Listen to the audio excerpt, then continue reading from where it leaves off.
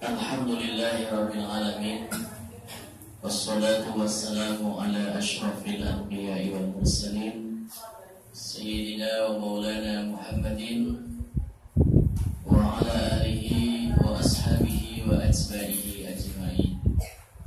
Qala Allah Ta'ala fi kitabihil azizil karim, A'udhu billahi minasyaitonir rajim. Bismillahirrahmanirrahim. Ya ayyuhalladzina amanu kutiba alaikumus siyam kama kutiba alal ladzina min qablikum la'allakum tattaqun. Ayyaman ma'dudat faman kana minkum maridan aw 'ala safarin fa'iddatun min ayyamin ukhra. Wa 'alal ladzina yutiqunahu fidyatun ta'amun miskin. Faman tatawwa'a khairan fahuwa khairul lahu. Wa anta sumu khairul lakum in kuntum ta'lamun. Syahrul Ramadan alladhi unzila fihi al-Qur'an hudan lin-nas wa bayyinatin minal huda wal furqan. Al-ayah. Rabbi shrah li sadri wa yassir li amri wa hlul 'uqdatam min lisani yafqahu qawli. Amma ba'du. Yang saya muliakan segenap alim ulama, segenap para kiai, para ustaz, wabil khusus Ustaz Tulut,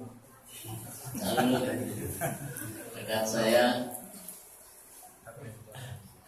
hadirin bapak-bapak jamaah musholla Baitul Karim yang alhamdulillah kita berkumpul pada sore hari ini dalam rangka acara menyambut datangnya waktu maghrib atau buka puasa bersama. Mudah-mudahan berkumpulnya kita di sini menjadi sebab turunnya rahmat Allah Subhanahu. Puji syukur kehadirat Allah Subhanahu wa taala kita panjatkan kepada Allah. Alhamdulillah, salawat dan salam tidak terlupa kita sampaikan kepada junjungan baginda Nabi besar kita Muhammad sallallahu alaihi wasallam, para keluarga, sahabatnya dan para pengikutnya, dan salawat dan salam juga mudah-mudahan tercurahkan kepada kita selaku umatnya yang taat, amin, umatnya yang patuh, amin, umatnya yang cinta terhadap ajaran dan agamanya, dan mudah-mudahan kelak kita akan mendapatkan syafaatul ummah darinya di yaumul qiyamah nanti, amin ya rabbal alamin. Hadirin jamaah yang dimuliakan oleh Allah, ini kita sudah masuk hari yang ke-7 ya, betul, hari yang ke-7, betul ya? Pokoknya dihitungin dulu nih. Lebarannya masih lama. Pasti. Ya. Kita sudah masuk hari yang ke-7 di bulan suci Ramadan ini. Bulan Ramadan adalah salah satu bulan yang dimuliakan oleh Allah dan salah satu bulan yang dirindukan oleh Rasulullah. Rasulullah selalu merindukan Ramadan. Maka ketika masuk bulan Rajab, Rasul berdoa. Apa doanya? Allahumma barik lana fi Rajab wa sya'bana wa ballighna Ramadhana. Ya Allah, berkahilah kami di bulan Rajab dan berkahilah kami di bulan Syaban, serta sampaikanlah kami di bulan Ramadan. Rasulullah pengen selalu di bulan Ramadan ini dapat melakukan ibadah Ramadan. Sebab bulan Ramadan ini salah satu bulan yang dimuliakan oleh Allah, salah satu bulan di mana seluruh dosa manusia akan diampuni oleh Allah. Amin. Amin. Segala amal perbuatan manusia di bulan suci Ramadan ini akan dilipat gandakan oleh Allah. Maka Allah panggil kita, ya ayyuhalladzina amanu kutiba alaikumus syiyam. Allah panggil kita dengan panggilan ya ayyuhalladzina amanu, hai orang-orang yang beriman. Ini adalah disebut dengan nidaul habib, panggilan kasih sayang Allah kepada kita. Maka yang dipanggil untuk menjalankan ibadah Ramadan hanya orang-orang yang punya iman. Ya ayyuhalladzina amanu, wahai orang-orang yang beriman. Yang tidak beriman tidak dipanggil oleh Allah. Ini panggilan nidaul habib, panggilan kasih sayang Allah kepada kita. Maka orang yang mampu menjalankan ibadah puasa adalah orang-orang yang memiliki iman di dalam hatinya. iman dan takwa itu tidak nampak oleh mata. Al-imanu hahuna, iman itu di dalam hati, takwa itu di dalam hati. Maka ibadah Ramadan ini ibadah iman. Ibadah Ramadan ibadah yang tidak nampak oleh mata. Berbeda dengan ibadah-ibadah lainnya. Kalau ibadah sholat harus ada gerakan sholatnya, betul ya Pak? Harus ada takbiratul ihramnya, harus ada sedekahnya, harus ada bacaan Fatihahnya. Bahkan zaman sekarang takbiratul ihramnya orang sholat macam-macam. Sebab sekarang banyak masuk paham-paham dari luar Indonesia. Ada paham, macam-macam lah paham-paham yang masuk. Bahkan takbir saja sekarang berbeda-beda. Ada orang yang takbir, Masya Allah, habisin tempat. Kalau takbir dia berpendapat bahwa innallaha wasi'un alim. Allah itu maha luas. Jadi kalau takbir dia tangannya lebar. Allahu Akbar. Jadi ngamplengin tetangganya sebelah. Mudah-mudahan di sini gak ada, amin.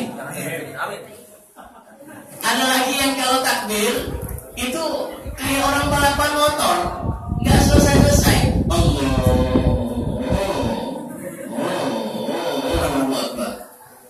Ada lagi yang sholat zaman sekarang, mudah-mudahan tidak masuk di sini. Kalau masuk itu perbedaan furu'iyah, amin. Kalau sholat itu dia kayak kalau takbir kayak orang mengeluarkan tenaga dalam. Ada lagi yang kalau sholat dia nyari kelingking temannya. Oh, Allahu Akbar. Dia nyari kelingking temannya. Kalau temannya kelingking, mending tempel diinjak lah. Saya pernah sholat di daerah Senen, begitu saya sholat, kelingking saya diinjak. Kenapa diinjak? Gue injak lagi. Akhirnya gak jadi sholat, injak kan. Banyak sekarang paham-paham yang masuk ke Indonesia. Mudah-mudahan gak di kampung salah ini, amin. Hadirin jamaah yang dimuliakan oleh Allah, sholat ada gerakannya. Maka Islam mengajarkan kalau laki-laki sholat ini satu jengkal waktu dipisah satu jengkal. Kenapa? Kasihan takut ada yang dijepit. Tuh dipisah yang kiri. Kalau orang perempuan jangan terlalu lebar, harus yang rapat. Kenapa? Kasihan takut dia masuk angin nanti. Itu Islam mengajarkan begitu.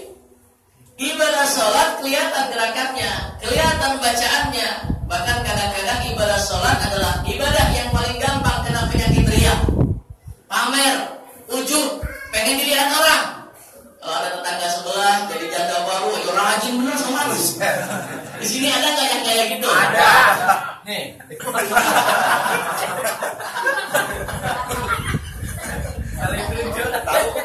Tahu. Ini apa itu? Dua aja. Masya Allah. Asalnya pakai sarung baru rajin bener sholatnya. Ria mudah dihinggapi penyakit ria. Ibadah sholat gampang dihinggapi penyakit pamer, penyakit ria. Ibadah haji harus ada gerakannya. Bahkan zaman sekarang orang haji cuma 30 juta biayanya untuk biaya ngurusin yang ditinggal lebih dari 50 juta di kampung di Indramayu Cirebon. Itu kalau orang berangkat haji setiap malam dia harus ditahlilin. Setiap malam, satu malam ngabisin dana 700.000 kali 40 hari yang mengalami rutin. 40 hari ditahlilin, kasih makan orangnya. Ibadah sholat kelihatan ibadahnya, ibadah haji kelihatan gerakannya, ibadah zakat, oh sekarang orang buang zakat, memberikan zakat kadang-kadang untuk pamer. Dulu Rasulullah memberikan zakat tidak tahu siapa yang memberi, sekarang harus pamer. Ini karena saya mudah dihinggapi penyakit ria, tetapi puasa tidak bisa dihinggapi penyakit ria. Maka kata Allah, as-sawmu li wa ana ajzibi. Puasa itu untuk aku dan aku yang akan membalasnya langsung. Puasa itu pahalanya untuk Allah, bukan Allah butuh pahala kita, tidak. Tetapi yang membalas pahala puasa langsung Allah subhanahu wa ta'ala. Kalau sholat, haji, zakat, kebaikannya kembali kepada kita. Tetapi puasa, Allah yang akan membalasnya langsung. Maka kata Allah, as-sawmu li wa ana ajzibi. Kenapa ibadah puasa ini ibadah yang langsung dibalas oleh Allah? Karena ibadah puasa ini ibadah yang sirriyah, ibadah yang rahasia, ibadah yang tidak nampak ibadahnya. Kita puasa atau tidak puasa, orang lain gak ada yang tahu. Karena ini ibadah iman. Saya gak tahu mana yang puasa, mana yang tidak. Bapak juga tidak tahu nih anaknya puasa atau tidak, istrinya puasa atau tidak. Tidak akan ada yang tahu. Yang tahu hanya kita dengan Allah Subhanahu wa ta'ala. Maka hadiah puasa adalah takwa. Intinya puasa itu adalah menjadikan manusia yang bertakwa. Takwa itu kita takut kepada Allah dimanapun kita berada. Di kantor kita takut kepada Allah, di rumah kita takut kepada Allah, di tempat kerjaan kita takut kepada Allah. Kenapa? Sebab ibadah puasa, walaupun Allah tidak melihat, walaupun orang lain tidak melihat kita, ibadah puasa kan bisa aja kadang-kadang kita sambil ngubur minum ya. Sambil makan ngumpet di kolong ranjang bisa kan? Mereka mungkin manusia tidak melihat, tetapi dengan keyakinan orang yang berpuasa bahwa Allah melihat apa yang kita lakukan, maka ibadah puasa, ibadah yang Allah sebutkan, wa ana ajzibi, aku yang akan membalas pahala orang yang berpuasa. Mudah-mudahan kita dijadikan oleh Allah sebagai orang yang mendapatkan balasan pahala dari Allah Subhanahu wa ta'ala. Amin. Ya Rabbal alamin. Yang kedua, orang yang berpuasa itu ada dua kebahagiaan. Jadi kita yang menjalankan ibadah puasa, al-imsak minal muftirat, dari pagi kita menahan hawa nafsu, menahan lapar, menahan haus, maka kita sampai maghrib nanti, insya Allah di dalam puasa kita ada dua kebahagiaan. Apa kebahagiaannya? Yang pertama, kebahagiaan orang yang berpuasa itu indah iftar. Ketika kita akan berbuka puasa, bukan main senangnya. Tetapi ingat, ketika kita mau berbuka puasa, kita dianjurkan oleh Rasulullah kalau perlu makan korma. Kita berdoa dulu, doakan korma ini, ya Allah, saya minta dengan keberkahan korma, makan korma ini sebagai takjil, saya makan yang manis-manis. Bismillah, saya batalkan puasa ini. Luar biasa gembiranya orang yang akan berbuka puasa.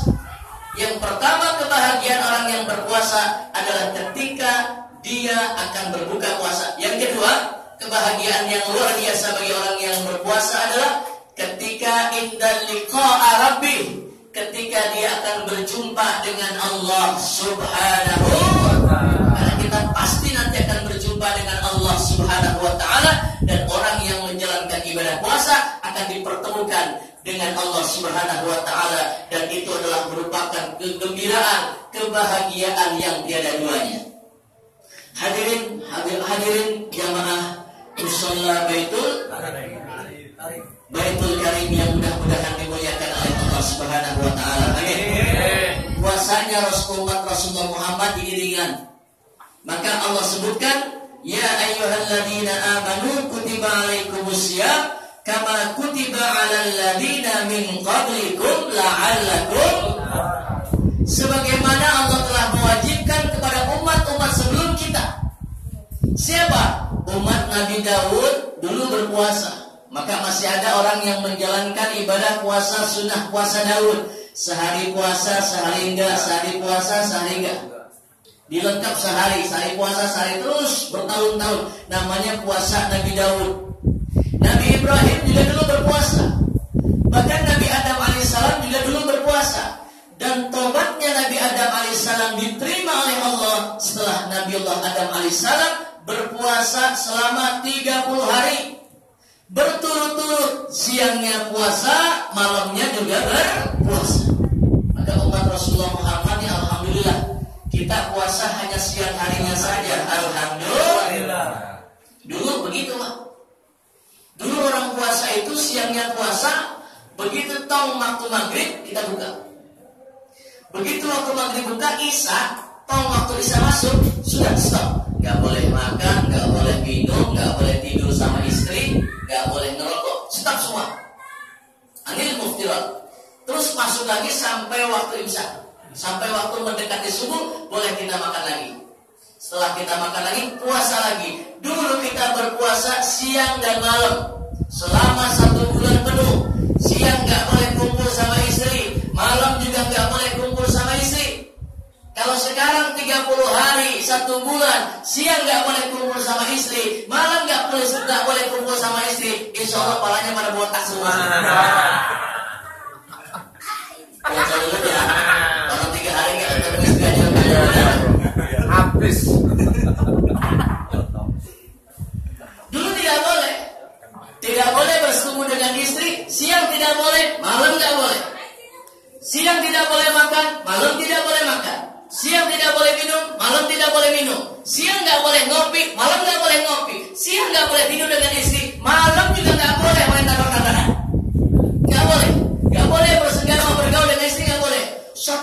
penuh. Dulu begitu. Lalu sahabat Umar ini termasuk salah satu mertuanya Rasulullah. Sahabat Umar ini kuburannya, makamnya berdampingan dengan makam baginda Rasulullah Muhammad sallallahu alaihi wasallam di Madinah. Di Masjid Nabawi, sahabat Umar bersamaan berdampingan dengan makamnya Rasulullah. Sahabat Umar satu ketika begini, habis sholat raweh, habis sholat isya kan sudah nggak boleh makan minum. Lalu sholat raweh malam jam 10.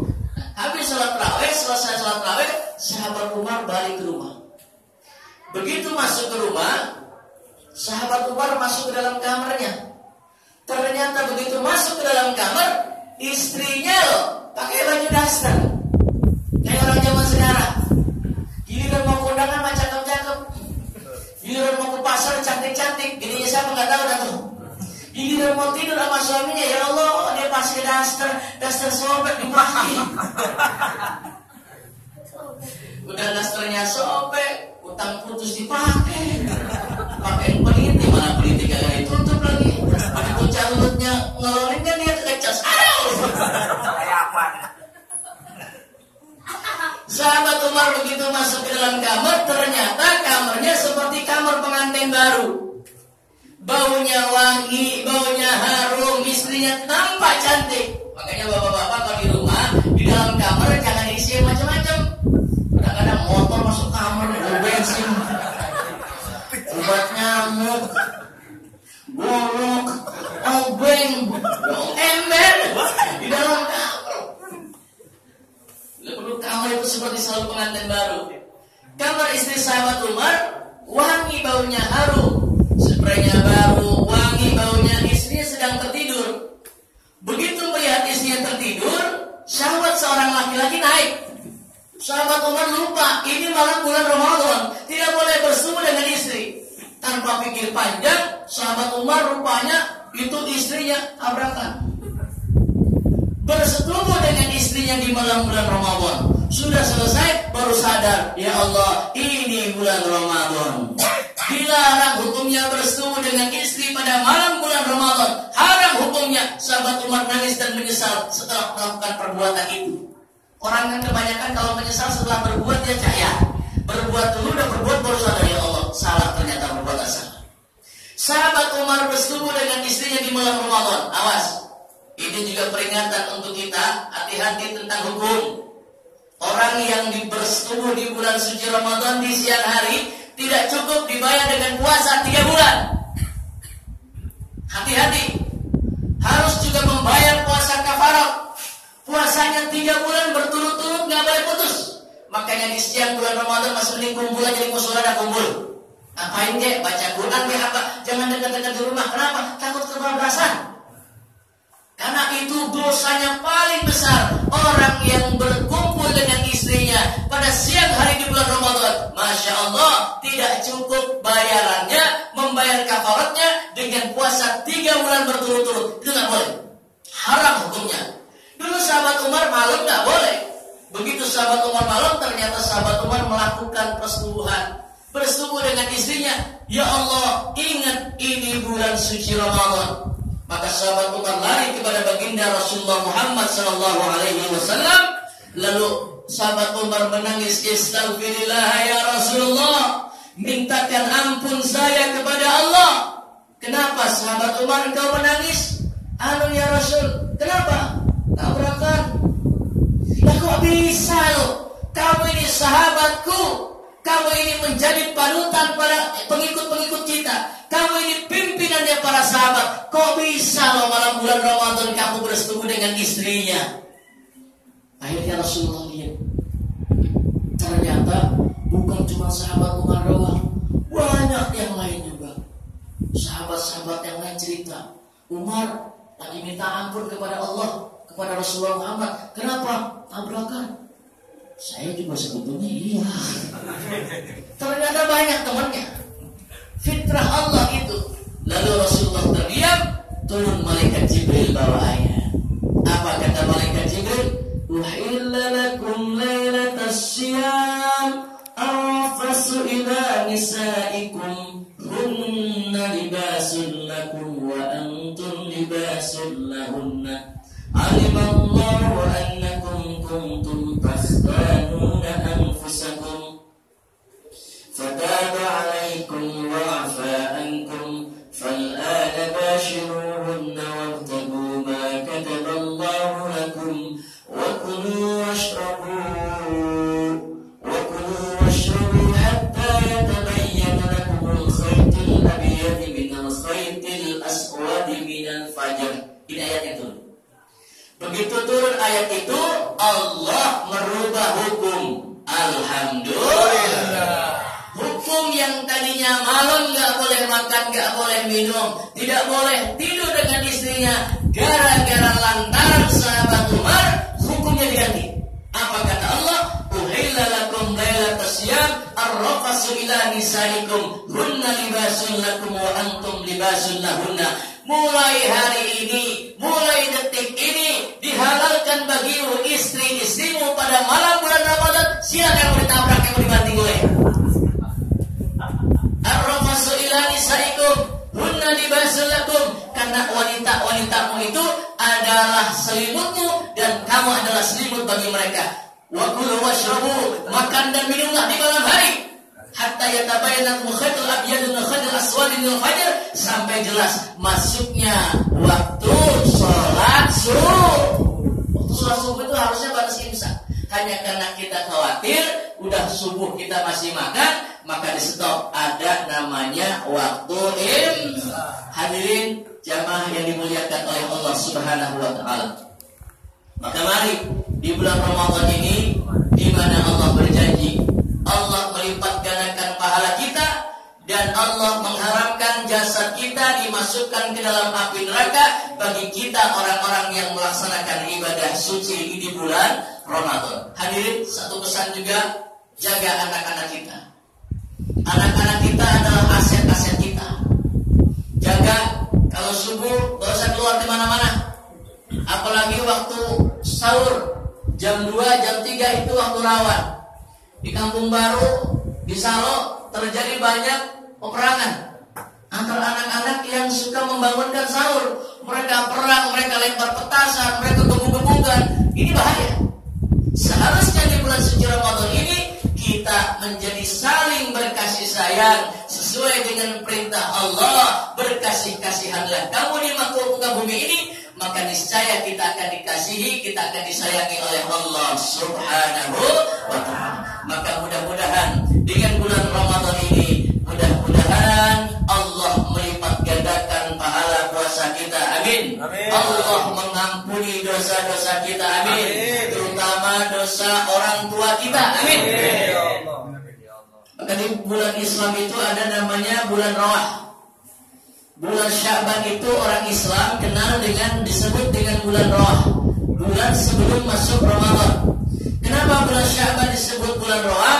Karena bulan Rawah itu orang diperintahkan untuk berkirim arwah, minta maaf kepada orang tuanya. Kenapa?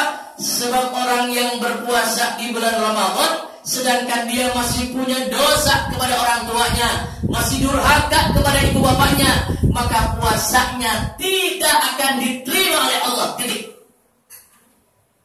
Orang yang masih punya salah kepada orang tuanya, orang yang masih punya dosa kepada orang tuanya, kok tidak minta maaf sebelum puasa Ramadan masuk, dia berpuasa, puasanya tidak akan diterima oleh Allah. Puasanya cuma-cuma. Maka Islam menganjurkan di bulan Sya'ban kita kirim arwah. Maka bulan Sya'ban orang Jawa nyebutnya dengan bulan Rawah, bulan kirim arwah. Kalau orang tua kita masih hidup, kita datangi rumahnya, bawa beras, bawa minyak, bawa gula. Jangan kebalik, datang ke rumah orang tua gak bawa apa-apa, pulang-pulang rampok punya orang tuanya. Beras habis, minyak digondol. Kadang-kadang bawa motor, motornya dikasih kayu dipalangin, serapak mahnya di bawah, kompor di bawah. Datang ke rumah orang tuanya, bawa makanan, bawa beras. Kita datang ke rumah orang tua kita, minta maaf kepada kedua orang tua kita agar kita puasa Ramadannya diterima oleh Allah Subhanahu. Yang kedua, kalau orang tua saya sudah meninggal, Ustaz, kalau orang tuanya sudah meninggal dunia, gampang. Ngapain? Datang ke kuburannya. Datang ke kuburannya, kirim doa, kirim arwah, bacakan yasin, bacakan tahlil, bacakan qul, kirimkan doa untuk arwah, untuk orang tua kita. Kewajiban kita sebagai seorang anak adalah berbakti kepada kedua orang tua kita. Kalau orang tua kita masih hidup, kita datangin minta maaf. Kalau orang tua kita sudah meninggal dunia, kita datangin kuburannya, kita doakan orang tua kita sebagai bentuk amal anak yang soleh. Doa anak yang soleh akan terus sampai kepada kubur kedua orang tuanya, kepada arwah kedua orang tuanya. Maka doa anak yang soleh salah satu senjata. Bahkan doa anak yang soleh mampu mengangkat harkat derajat orang tuanya. Orang tuanya yang seharusnya diadab oleh Allah, lantaran doa anak yang soleh mendapatkan kenikmatan-kenikmatan kubur, bahkan bisa dimasukkan ke dalam surga karena doa dan jaminan dari anak-anak yang soleh dan soleh. Maka kalau kita merasa jadi anak yang soleh, orang tua kita sudah meninggal dunia, doakan. Kalau kita mampu, infakkan. Kita punya rezeki yang Allah berikan kepada kita, sedekahkan dengan niat untuk ibu bapak kita. Boleh. Saya lagi punya lelang masjid di Al-Wasilah. Itu anggarannya 60 juta. Alhamdulillah sekarang sudah terkumpul 40 juta. Hanya 1 minggu. Karena saya sampaikan, boleh kita mengamalkan untuk orang tua kita. Kita niatkan amal kita niatkan untuk orang tua kita. Amalnya pasti sampai. Bahkan kata Nabi, man banal masjidah banallaha baitan fil jannah.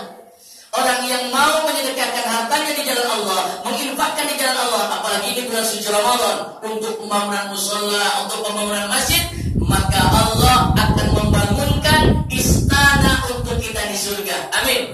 Orang yang mau menyedekahkan hartanya untuk mushola ini, untuk pembangunan mushola, untuk pembangunan masjid, ngurusin masjid, ngurusin mushola. Ini mushola disebut juga al-masajid, tempat untuk sujud. Jangan kita berkecil hati. Sama-sama di hadapan Allah kita bersujud. Ini harus dijaga. Allah firmankan, innama ya'muru masajidallah man amana billahi wal yawmil akhir. Orang-orang yang memakmurkan musalla, orang-orang yang memakmurkan masjid adalah ciri orang-orang yang beriman kepada Allah Subhanahu wa ta'ala. Untuk orang tua kita sedekahkan, untuk orang tua kita bacaan doa, mudah-mudahan orang tua kita mendapatkan ampunan dari Allah Subhanahu wa ta'ala. Kita masuk bulan suci Ramadan penuh keimanan, penuh keikhlasan, sehingga kita keluar dari Ramadan menjadi predikat orang yang bertakwa kepada Allah Subhanahu. Itu saja yang dapat saya sampaikan. Mudah-mudahan ada manfaatnya, dan mari kita tingkatkan terus ibadah kita di bulan suci Ramadan ini. Bukan hanya berpuasa saja, tetapi juga menahan amarah, menahan lisan. Perbanyak kita untuk membaca zikir Al-Quran, membaca Al-Quran, mentadabburi Al-Quran, berkumpul di mushola, berkumpul di masjid, dalam rangka kita menghidupkan syahrul Ramadan, menghidupkan bulan Ramadan. Insya Allah semua akan mendapatkan pahala dan ganjaran yang berlipat dari Allah Subhanahu wa ta'ala. Terima kasih, itu saja yang dapat saya sampaikan. Mudah-mudahan ada manfaatnya. Mohon maaf apabila ada kesalahan. Billahi taufiq wal hidayah wal inayah wal afu minkum. Wassalamualaikum warahmatullahi wabarakatuh.